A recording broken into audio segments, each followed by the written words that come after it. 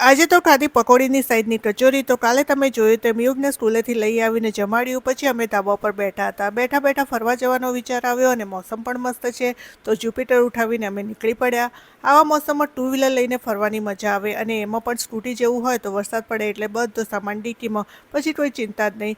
ફરતા ફરતા રસ્તામાં ફુગ્ગા દેખાયા તો યુગ માટે 2 ફુગ્ગા લીધા. ખાલી 5 મિનિટ રમશે પછી કંઈ નહીં, પણ એને એવું લાગે કે મને કંઈક લઈ આપ્યું. પછી પહોંચ્યા લાલ દરવાજા. એમ તો અહીં કંઈ કામ નથી, ખાલી એમ જ આવ્યા છીએ. તો ફરતા ફરતા દેખાઈ ગયા પકોડીની સાઈઝની કચોરી. આ કચોરીવાળા અમે જ્યારે આવીએ ત્યારે હોતા નથી, તો આજે મળ્યા તો અહીં એક ડીશ કચોરી ખાધી, સાથે સમોસા ખાધા.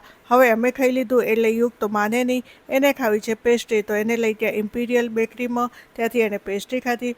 પછી અમે કપકેક ને એવું લીધું. એ લઈને નીકળ્યા બહાર. હવે સિગ્નલ ઉપર ઊભા હોઈએ અને જેવી ગ્રીન લાઇટ થાય એટલે બધા રેસમાંથી છૂટ્યા હોય એવું લાગે.